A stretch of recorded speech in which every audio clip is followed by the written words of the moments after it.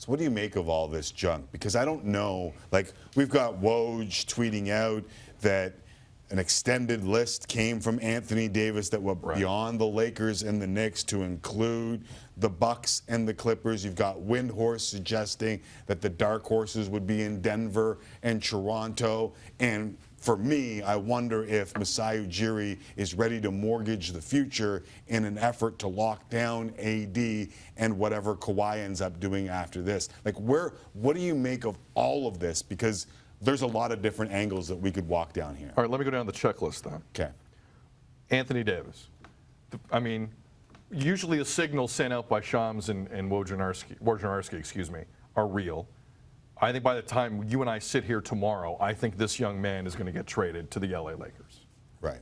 I wouldn't be surprised at all. But you do understand, and listen, I have the utmost respect for Woj and Shams and all those insiders that go and dig and do the work. But I feel like they're being fed something right now to make it look as if tampering hasn't taken place, to look like there are more options than there are just the Lakers. But when you break down what the Clippers or the Bucks could offer, they haven't even called on Anthony Davis, and we're being told that Anthony Davis has expanded his list to include the Clippers and the Bucks. Which makes no sense. It's rather disingenuous to suggest that, because, I mean, listen, the Lakers are the destination. We all know this. You don't have to be a rocket scientist to figure this out. This is just, you're attempting to divert the NBA's attention and probably just the public's attention away from the fact that this is going to be a Lakers-Pelicans deal. Look, everyone's trying to feed you the line the Pelicans don't have any leverage here. Let me tell you something. The Pelicans are a phone call to Adam Silver away from saying he's not going anywhere. Mm-hmm. They on the surface can make a deal with the Lakers, and somebody behind the scenes, due to tampering, can tell the league, we're not really happy with how this played out. Right. So they can make the league the bad guys on it and say no deal. Well, that's what we're trying to do here with all these rumors out there. And I think it's coming from Rich Paul, the agent. Yes. Correct. I think Rich Paul, the agent, is calling every one of his connections and saying the agent of Anthony Davis, the guy who works for LeBron James' company, Clutch Sports, and saying, like, listen, just get it out there that there's other teams that you would go to, so that when you end up at the Lakers, people can't come back and say it was tampering, because you said I would go to the Bucks, even though the Bucks have shown no interest in picking up Anthony Davis. And they can't trade their guys anyway. The Bucks need these guys to win the East. They can't trade these expiring deals. They need them. Right. So I just think there's still a lot happening here in terms of Anthony Davis.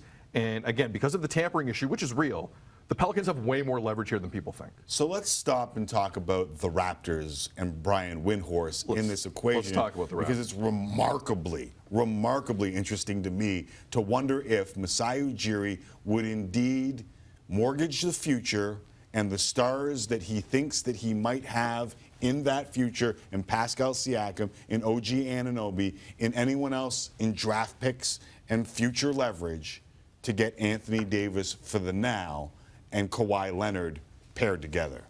If I'm the Raptors, I try it. I definitely try it. And you put together the best offer you can. I think it's irrelevant because he wants to be a Laker. Right. And I think these wheels have clearly been set in motion, so this is all just having a little fun with the topic. But if you're Masai Ujiri and you pick up a guy who signed for this postseason and next postseason, the pitch to Kawhi gets easier. Now, I'm not going to claim to know anything about Kawhi Leonard's mindset. Anyone who does, don't trust him. But if you're Masai Ujiri, why would you not try it? Why would you not bring in, I will take 2 years of Anthony Davis for the rest of Pascal Siakam's life? Easily. Tomorrow. With a couple of first-rounders thrown in, and obviously there'd have to be more.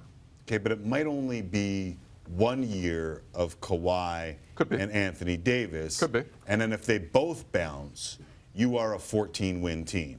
There's a lot of free agents next year, Tim.